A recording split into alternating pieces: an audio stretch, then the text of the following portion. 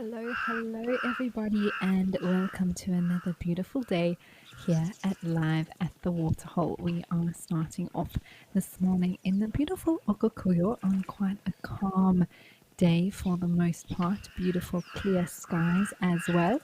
My name is Amy, and I will be with you for the whole show today. I'm really looking forward to see what pops up at our different locations.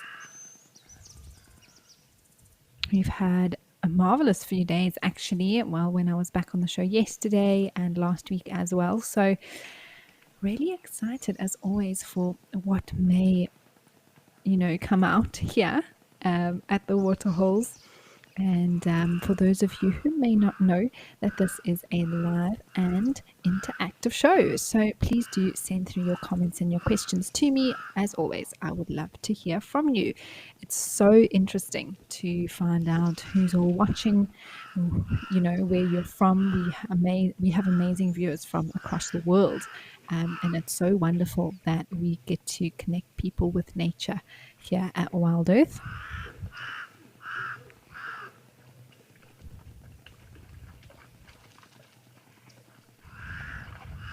So there are a few that have already arrived for a drink and one Gemsbok who's wading its way into the waterhole.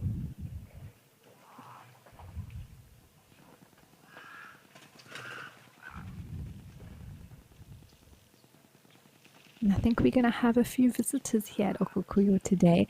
Looks like very, very warm weather once again.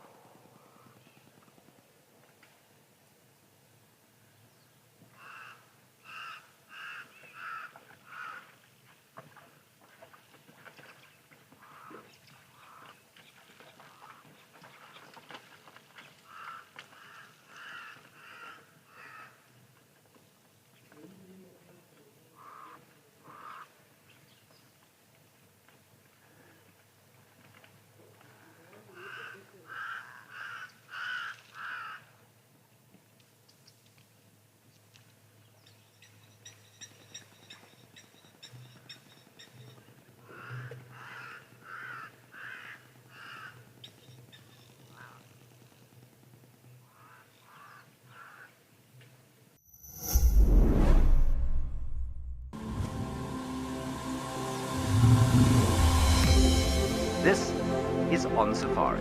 Now remember, this is live and interactive, so we'd love to hear from you. To be having these incredible experiences in this wild underwater forest.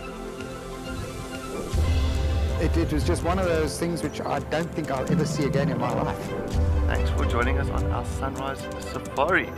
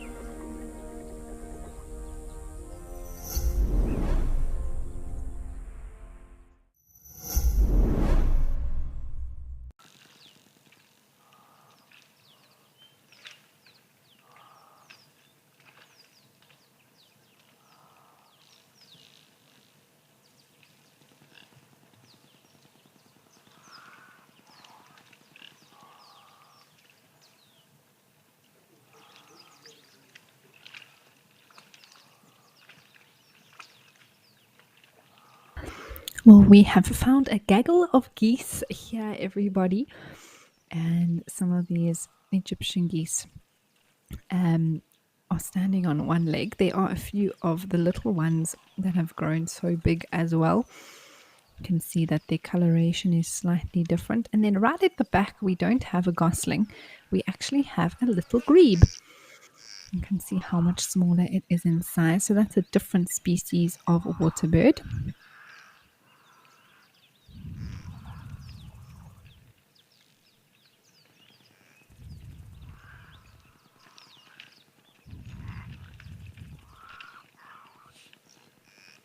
There's also been a few antelopes that have arrived here. We saw some beautiful kudus just above where these geese are. Quite a young male as well with these beautiful spiral horns, but they're not even fully grown yet. I think he is going to be majestic when he grows up. I think those kudu should still be around. They were still busy having a drink when we last saw them just now.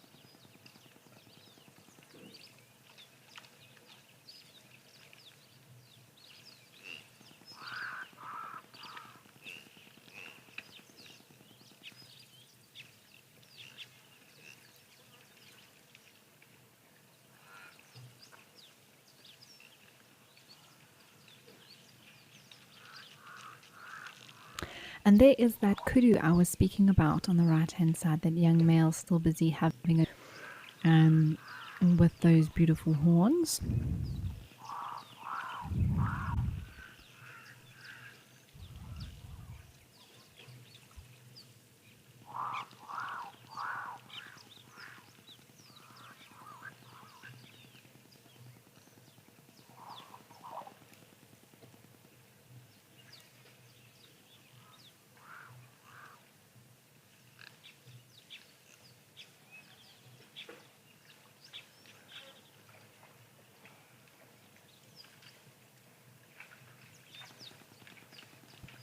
Can actually see two Cape crows there on the left as well. They're the ones that we often hear squawking. And that kudu is now finishing off. I would say to estimate him to be between 4 and 6 years old or so. That particular young male. His horns have grown quite a bit, but not quite fully mature, that they reach at about between 7 to 10 years.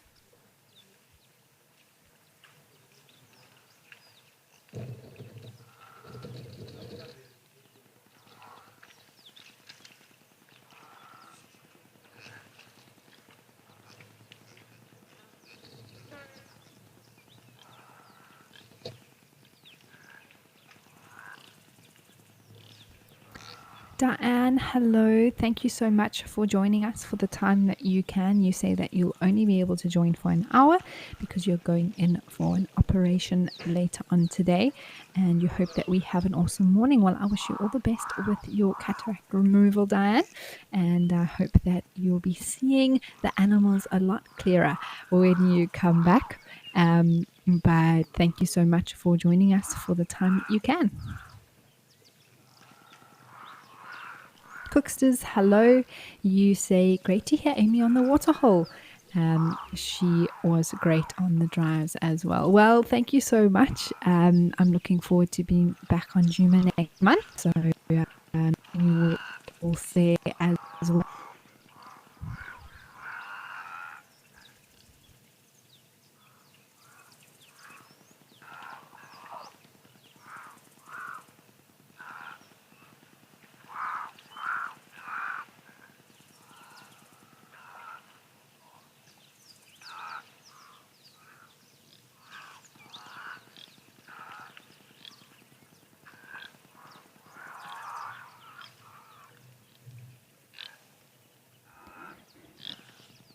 Now, earlier I was watching the springbuck, and there was one of them that had a broken horn that walked past the camera, one of the males, and it looked actually, it was broken off just above where it joins the skull, and I think that must have been quite painful for that springbuck. And it looked like quite a fresh break. You could actually see the dark difference in coloration between the keratin outer layer, which is the dark brown we see on the horns, and then the white bone inside. So I don't know if we try and maybe scan around the edge through the springbuck that are still drinking here, if we can maybe spot him to show you all.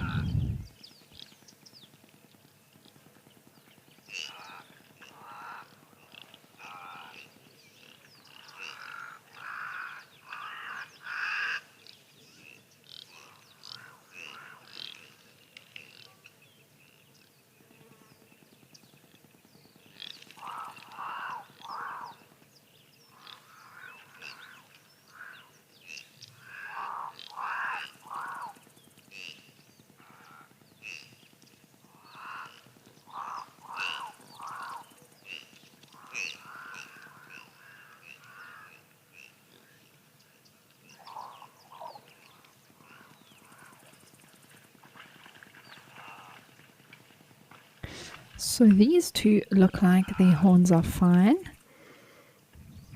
And that one as well.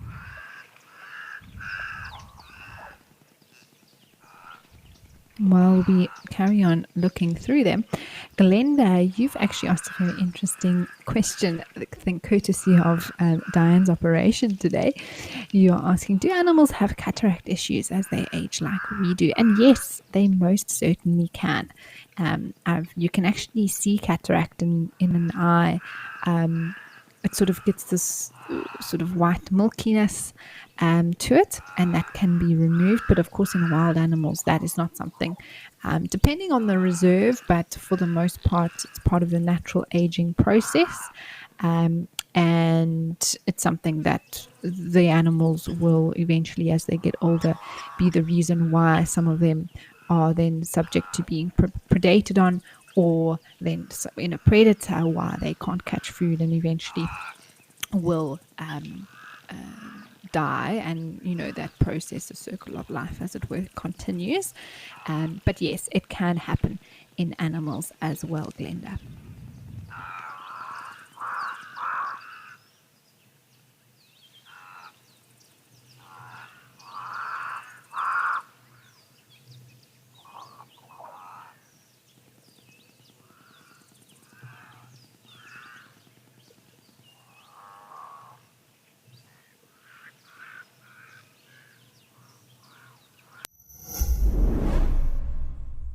Our march to freedom is irreversible. We raise our hands and we say, we will be free! Great mass of South Africans deny their humanity.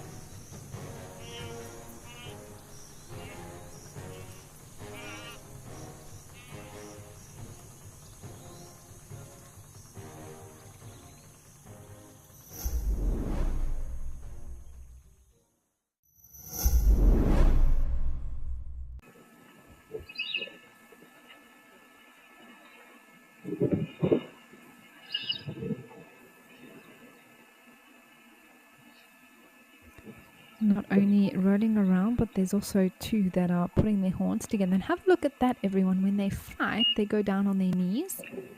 I think I've actually seen that before. Or if I have seen it, not actually taken note. I think this may be a group of young males. All of them. Yeah, they all have little belly buttons. This is fascinating. And I suppose similar to that of a young group of bull elephants. They all just testing out their muscle.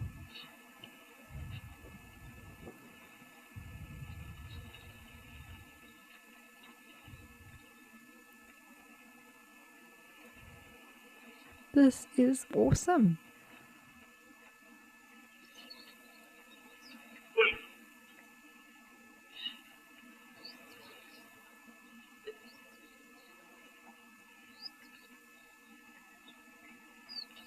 And you'll probably find this group of young males, each of them have yet established their own territory. And so eventually what a male is looking for is to become a territorial male of an area. And so this is a very much desired area here around the Waterhole, especially in a drier place like Madikwe, where water is so important.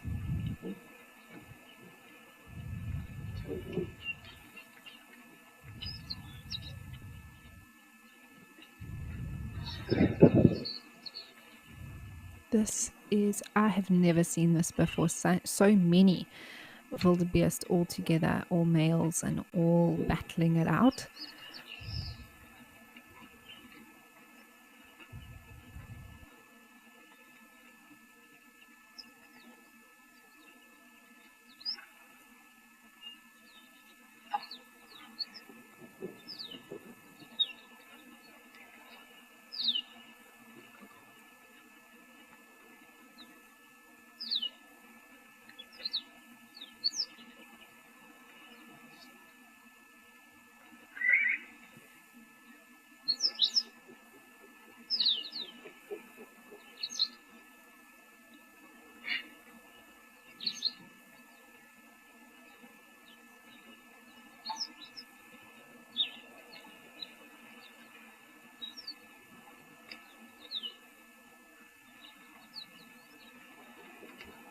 Stephen, so good to hear from you. Absolutely agree. It is so interesting that they go on their knees to fight. And I think in some ways it does make sense just because it lowers down their center of gravity.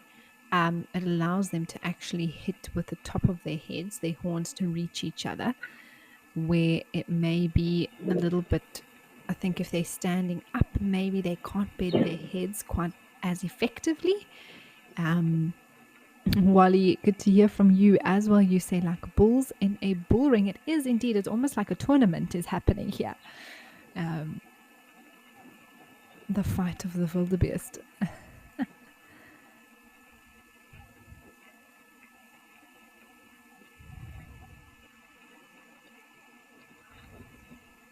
There could also be a herd of females and their young that have passed through the area or that are hanging out in the area quite regularly, and maybe some of their sort of scent has triggered these bulls to react in this way.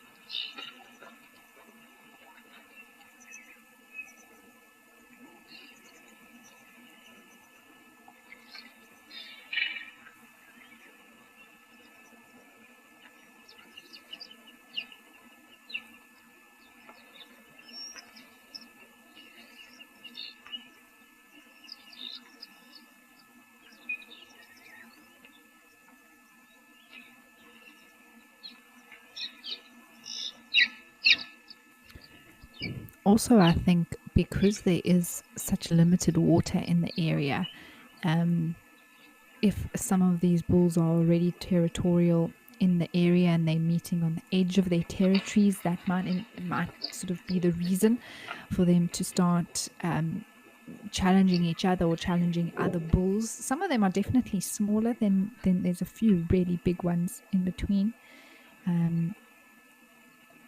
So like I say, such interesting dynamics within this group of male wildebeest.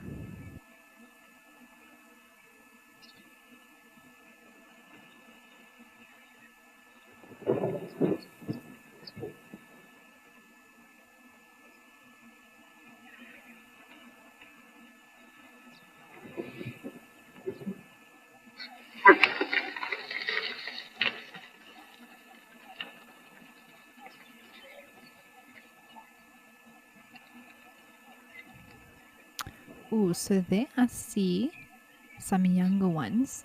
I wonder if that's now a female. And if this is the case here now, then what I said earlier about a group of females with their young being in the area would make sense as well. So I think there's a combination of factors that have triggered these bulls. Just interesting, there are two little ones there. So I'm sure that there must be some females around as well.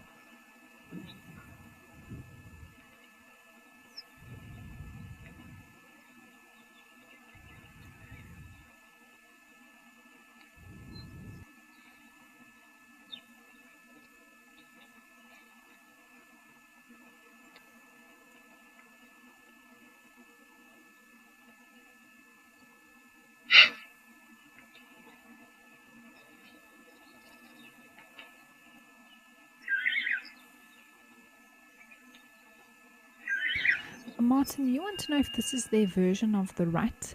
And it's a good question, but the calves have already been born, so they would have been dropped sort of now in the summertime. Like I say, I think that the female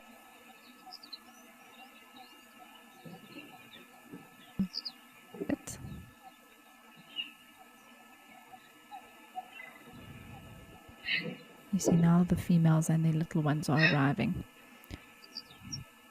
I'm just going to watch a little bit more to see what the interaction is here.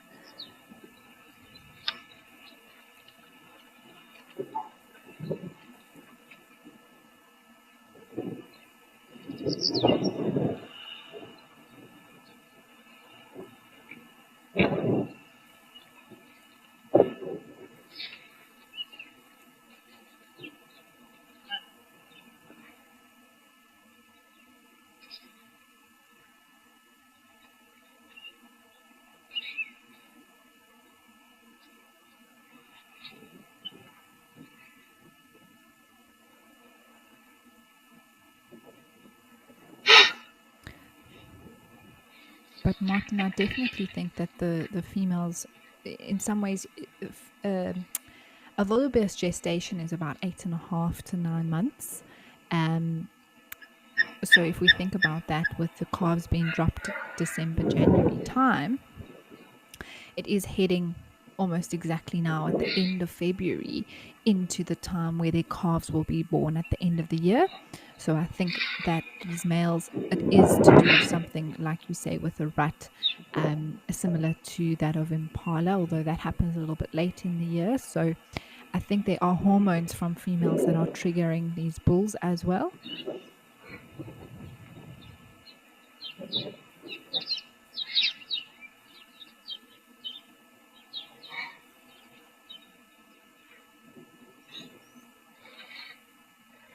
Chris Cross, you say you never realized that wildebeest could be this aggressive. Which antelope would you say is the most docile? I think generally we look at the females of the antelopes being very docile. I think female impalas are very docile and non-aggressive by any means.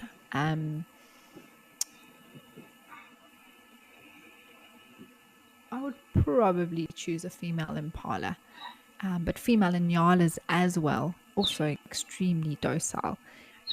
Feel like they wouldn't want to harm a fly.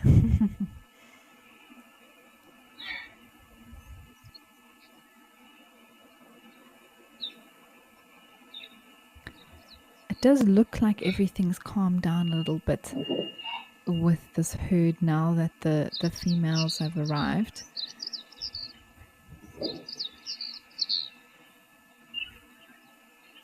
Very, very interesting behavior here, everybody.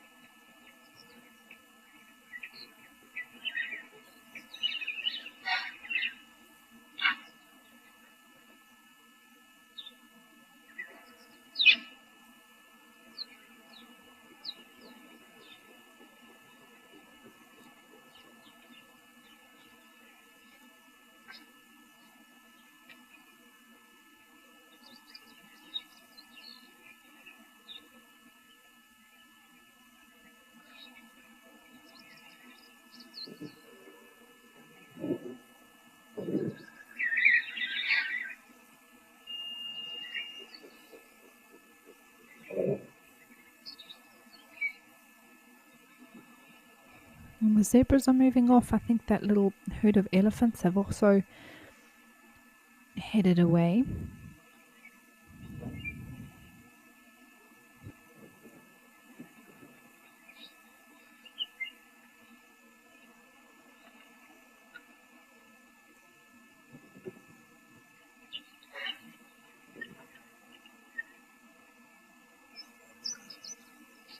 And that sort of kicking there that you see, and even the rolling around, is all to do with scent marking for these males, leaving their scent around. It's almost an instinctual thing that happens.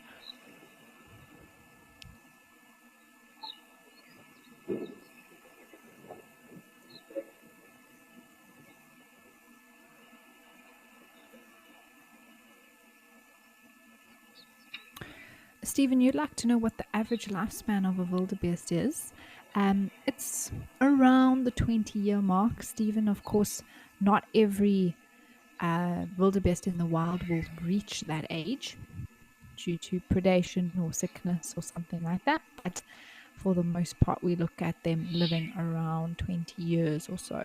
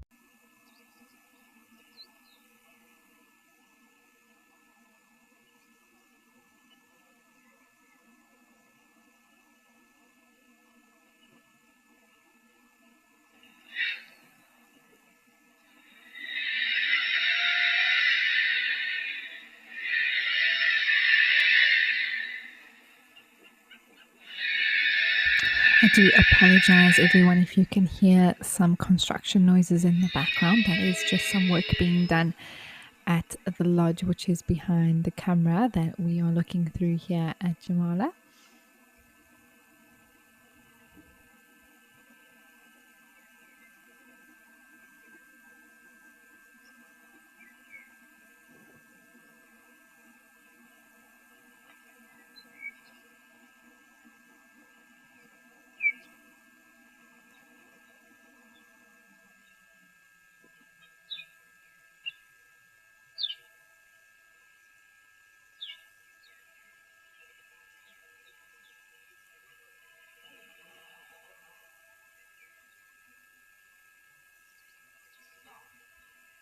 That little one just laid down to enjoy a little bit of a scratch in the grass.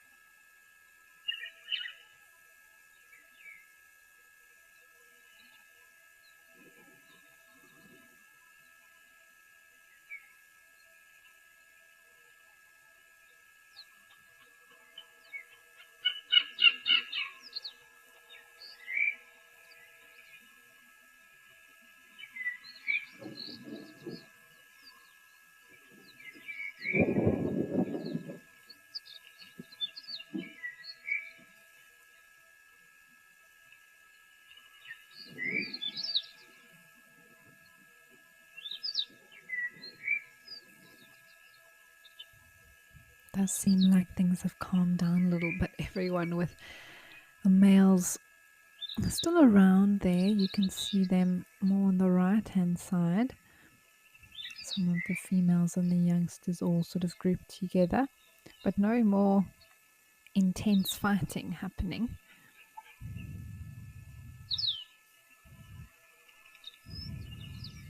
Oh, these two can't decide if they want to eat more or clash horns more. Can they do both at the same time? Oh, now they're on their knees. But they're also hungry. It's one of those things, unfortunately, where you have to decide, do I want the food or do I want to compete for mating rights?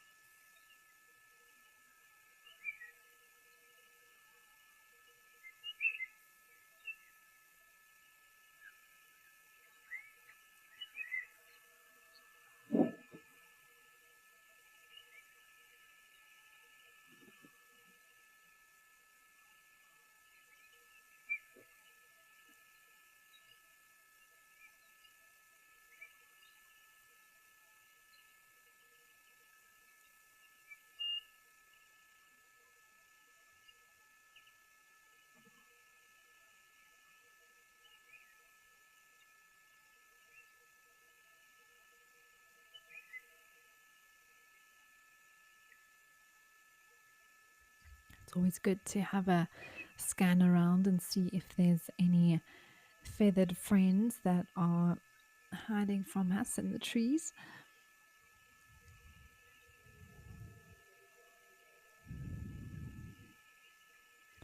But have a look at the weather here. It's been a little bit overcast and cooler. I mentioned this yesterday in the Lowveld where I'm based.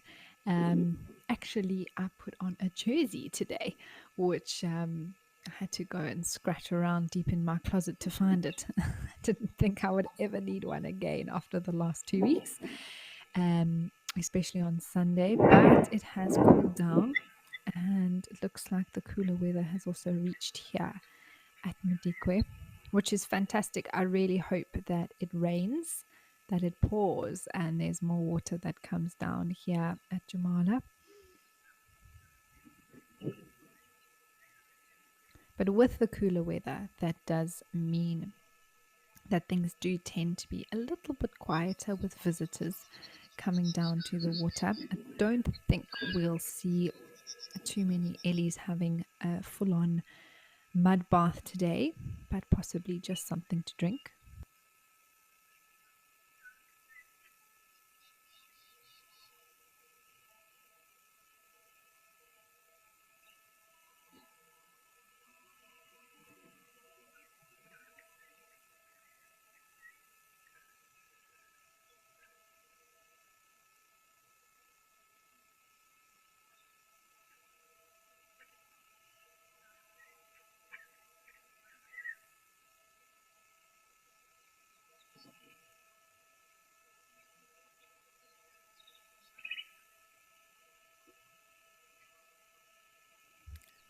Do you see that we found one of the goslings that are here? They grow so quickly, but I'm not sure where the other 4 were yesterday. We definitely saw 5. So we've spotted at least 1 today. Oh, there we go. Might be heading towards some grass.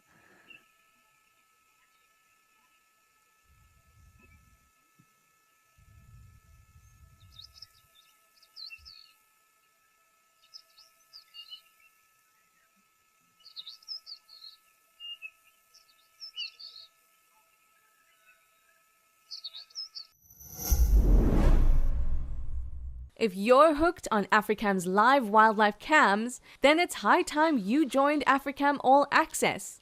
As a member, you'll be part of an exclusive pack with plenty of perks like uninterrupted, crystal clear streams, access to our chat feature, chances to flaunt your photo skills, and of course, exclusive content. Just head on over to Africam's YouTube channel and hit that join button to sign up for Africam All Access.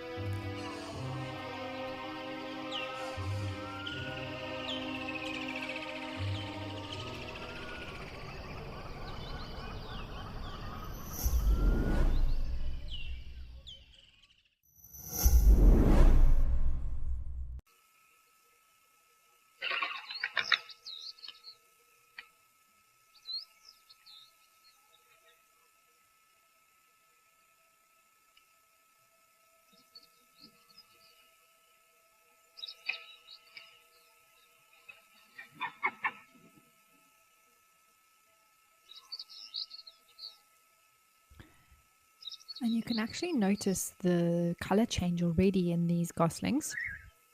They're a lot browner. When we had them, I think it was a week and a bit, week to 10 days ago, they were sitting on the rock, sort of on the island there by the green bush, and they were very, very cute and small and sort of had water droplets on them, but they were quite white and very fluffy, whereas now they're already starting to change slightly.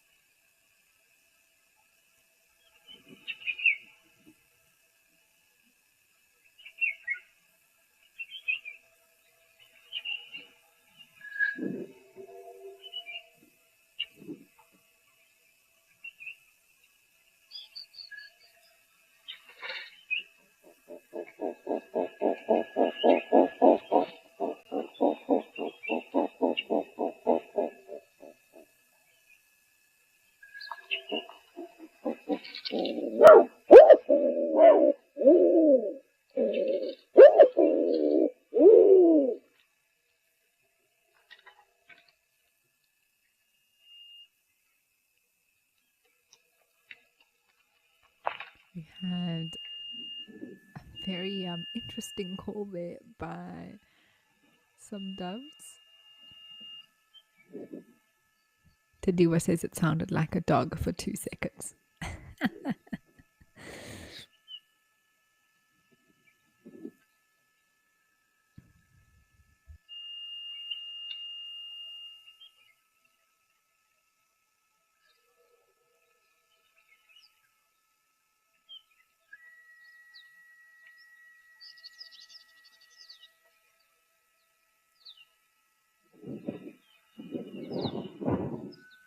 There is a little birdie there on top of the tree, on the top left of it.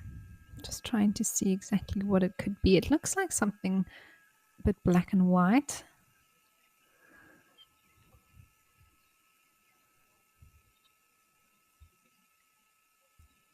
Ah, that looks like a shaft-tailed wider, everyone. This was the bird I was speaking about yesterday.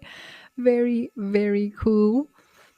It looks similar to those ones that we saw up at Old Donyo, but that one in particular is a shaft-tailed wider. So it's got the coloring similar to that of that straw-tailed wider with the very light chest, but it has a black, completely black head without the little straw hat. and then its shaft tail is very different. So it's not that straw color, it's completely black. And unlike the long-tailed paradise whiter, which we also saw yesterday, it has two shafts in its tail, so two separate feathers rather than sort of one looking long piece with sort of a rounded bit coming out at the beginning of the tail.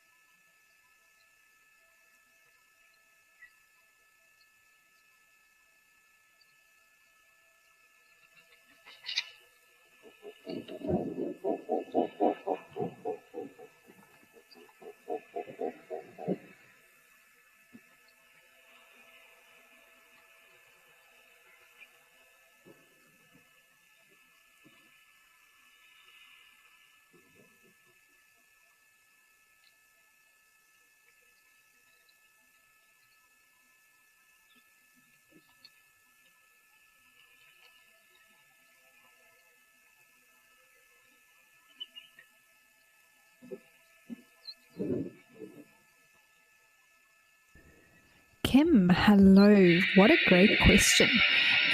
You've actually opened up a nice little topic. So let's chat to Kim.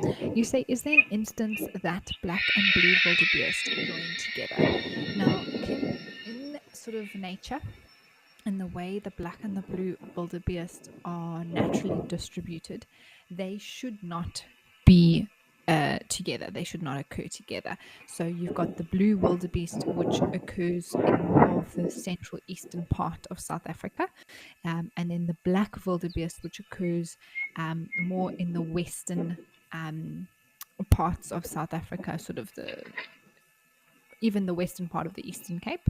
And some of the more sort of central west sides, but naturally they don't overlap. And with that in mind, there are cases where private reserve owners or breeders or things like that have actually put them together, and they can coexist. But what happens is that they do actually interbreed, and that interbreeding, Kim, is not a good thing. We call that hybridization, and you get this hybrid of black and blue wildebeest together. And the problem with that is, first of all, it's not a natural occurrence. It shouldn't be happening. Nature has separated the black and the blue for a reason, and that reason is genetic dissolution. So what ends up happening is that, specifically for the black wildebeest, their population is far less than the blue in Africa, particularly because they only occur within South Africa and some parts of Namibia. So there really aren't a lot of the black wildebeest left. And so what's happening is those genetics are then being diluted, and that is not a good thing. It's actually endangering the black wildebeest population. So to answer your question, Kim, is that they do occur together, but they really shouldn't, and that's because of man's influence.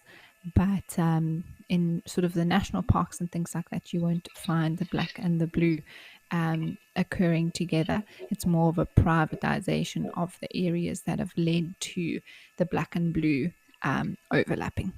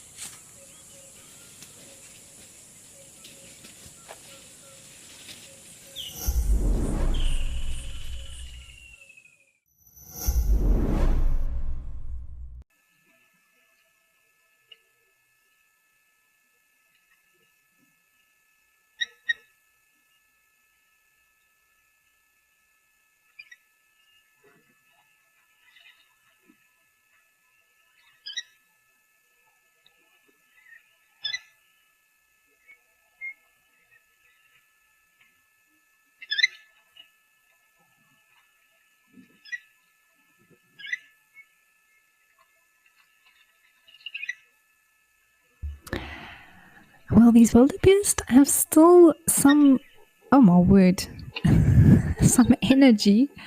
There was a little bee eater. Oh, there it is. A bee eater that was floating around here. And it looks like it is a little one. Literally and, in size, and the fact that it is called the little bee eater.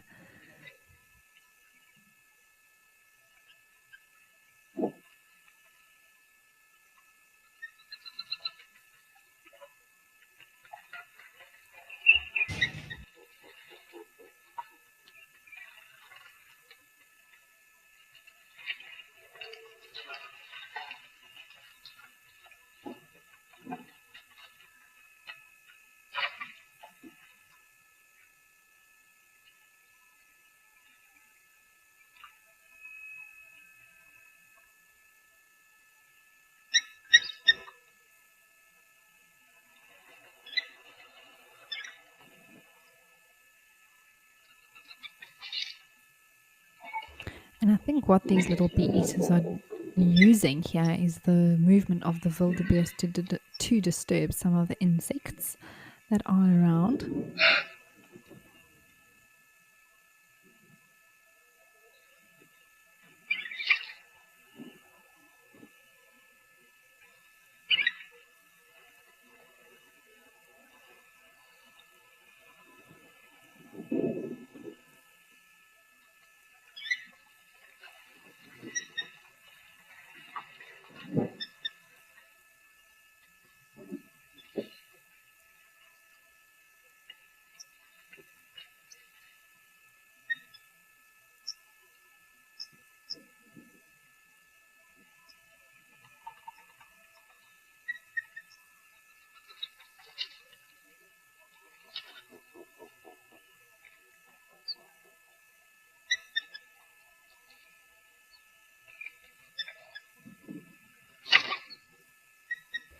There are also a lot of zebra arriving, everyone. It's actually quite a beautiful scene of the plains animals here.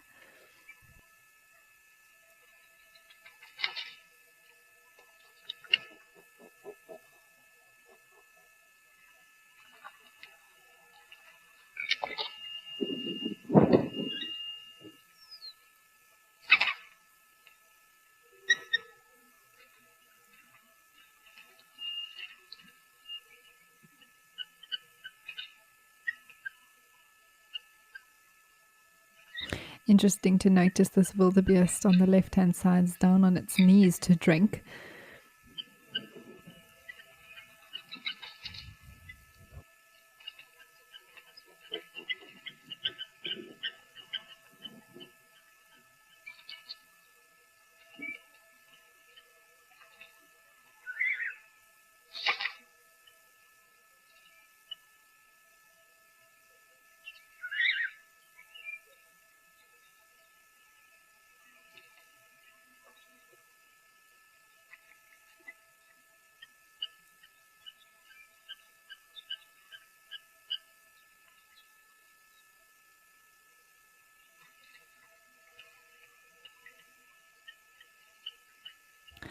Jive Bunny, so good to hear from you. You say amazing to catch that bee eater on camera. You've got good guiding eyes. Well, Jive Bunny, I must say that it is something that develops over time. And the more that you're out in the bush, the more sort of accustomed your eye gets to picking up on certain shapes and movement. And it was just lucky that I was able to spot that bee eater. And then that Tadir was able to catch up with it again when we saw it moving. So definitely team effort here to make those sort of sightings come to life.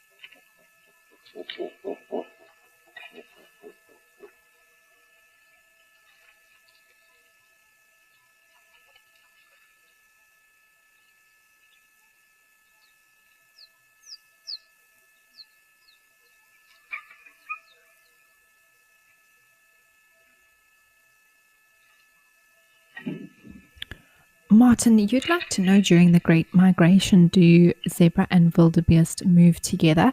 And yes, they most certainly do. It's not something that I've ever seen for myself. Hopefully, one day I'll be able to witness the absolute greatness of the Great Migration myself. But I have seen enough sort of pictures and documentaries, and actually watched some of it here on Wild Earth when we did have some of the show coming from the Masai Mara, which was incredible. And I got to actually see the zebras and the wildebeest, and it's sort of these massive plains, and both zebra and wildebeest are there together. I wouldn't necessarily say that they move in groups together consciously. I think you've got a herd of wildebeest that will, cross a river together and move within the plains, and you've got zebras who are also sort of congregated together, and they sort of follow within the masses, moving together as one sort of massive group.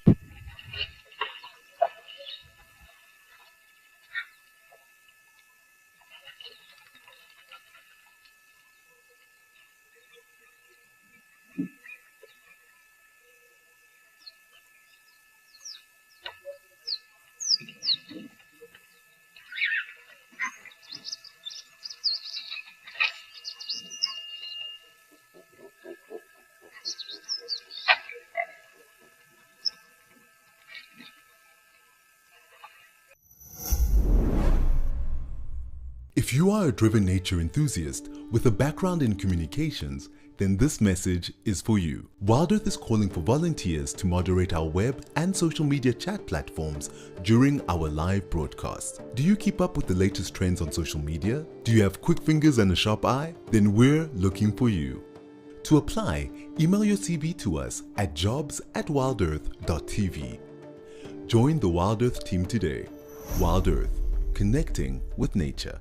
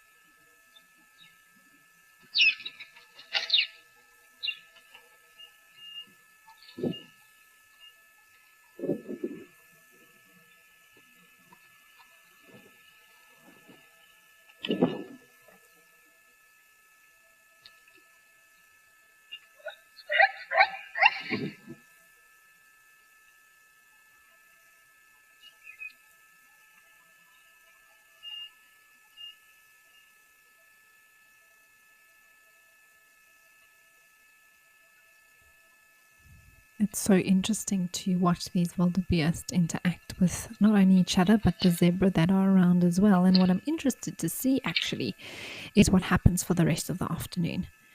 I'm really happy that I'm here for the whole show so we can actually see the movement of these wildebeest. If there's any, maybe perhaps some mating that's attempted between the dominant bull and the females.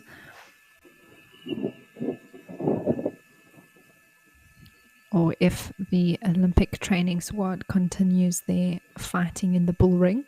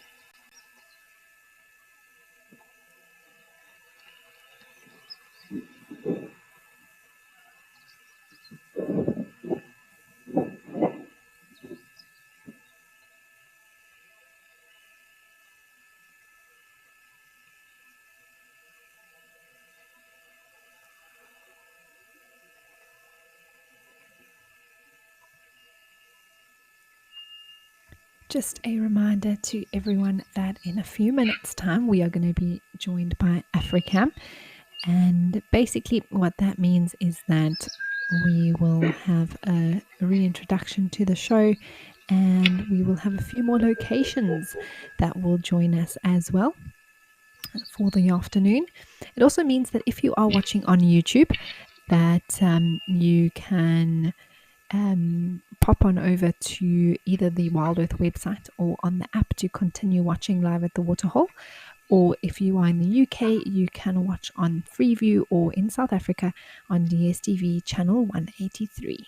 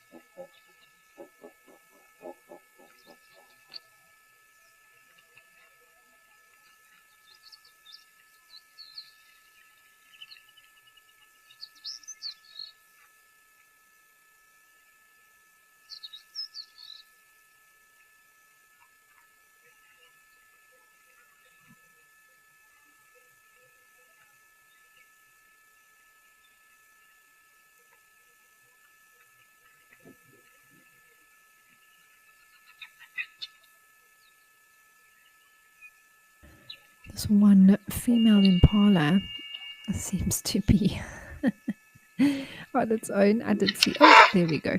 So now these wildebeest have been scratching around here a lot, actually rolling, and that behavior is very common for these males who are trying to assert their dominance in the area. Now, under normal circumstances, there'll be one territorial bull that we'll find around this waterhole. And I think just further sort of in the top left corner, there's a big sandy patch there that could have been actually formed by these male wildebeest. Oh, that looks like some warthogs are on their way to the water as well. I can just see them scurrying along at the top of the screen. Yes, there. So that's actually a little bit of a worn away area where a male wildebeest will come and defecate, but also roll consistently in one spot.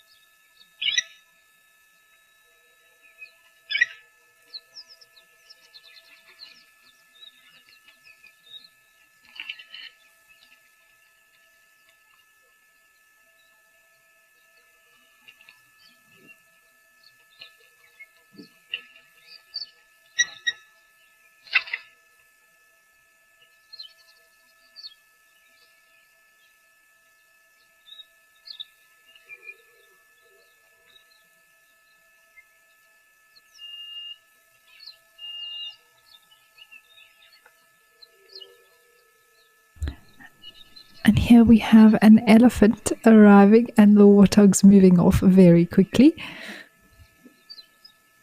Oh, there's so many piglets there.